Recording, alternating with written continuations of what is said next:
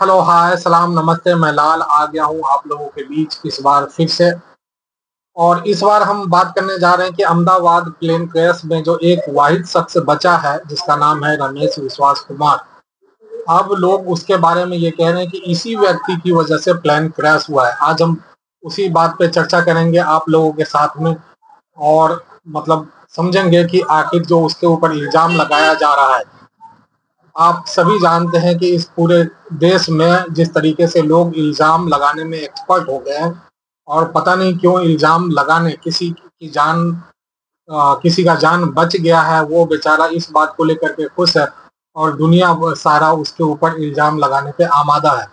लोग इल्जाम लगा रहे हैं कि कैसे ये वाहिद शख्स बच गया और इसे कुछ नहीं हुआ। इसका मतलब ये है कि प्लेन क्रैश इसी की वजह से हुआ है।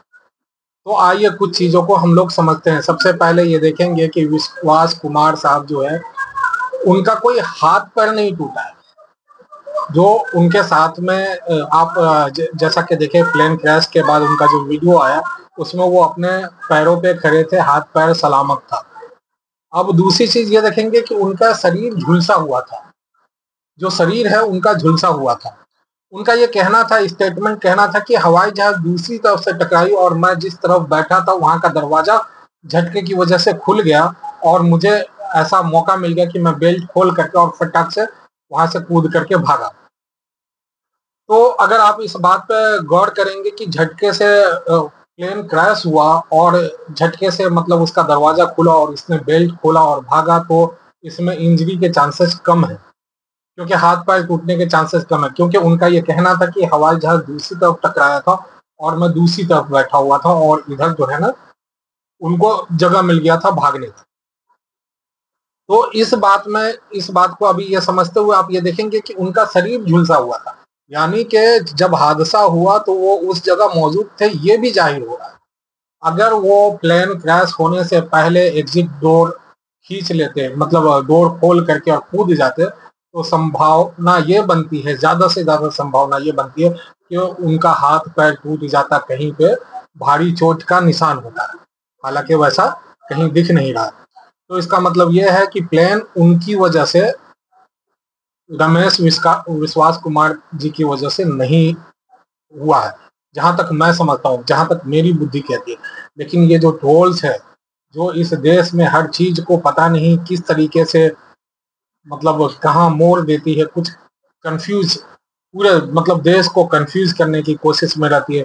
या मुझे ऐसा लगता है कि उनका मानसिकता ही ये बन गया है कि हर वो इंसान जो किस्मत से बच जाए, हर वो इंसान जो उनके मतलब आइडियोलॉजी को सपोर्ट नहीं करता हो, हर वो इंसान उनका दुश्मन बन जाता है और उनके खिलाफ जो है ना सोशल मीडिया पे अनाप शनाप बकते रहते हैं।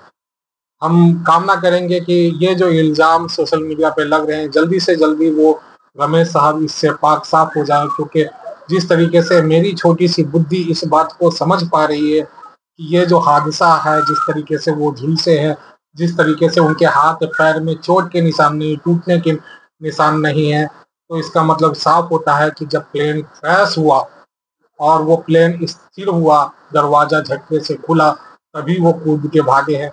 उनके स्टेटमेंट में मुझे कहीं कोई खामी नजर नहीं आ रही और मुझे कहीं से भी वो दोषी नहीं दिख रहे हैं।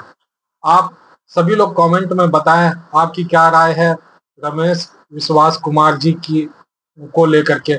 क्या उनकी वजह से प्लेन क्रैश हुआ, या वो खुशकिस्मत थे और उनका दरवाजा खुला और वो वहां से बेल्ट खोल करके जल्दी से निकल पाए। जरूर इस वीडियो के कमेंट में आप हमें बताएं। और मुझे लगता है कि विश्वास कुमार जी को इस वक्त सपोर्ट की जरूरत है। तो हमें इस तरह की बातें नहीं करनी चाहिए कि उनकी वजह से प्लेन क्रैश हुआ है। आप हमारे साथ बने रहे, इसलिए थैंक यू।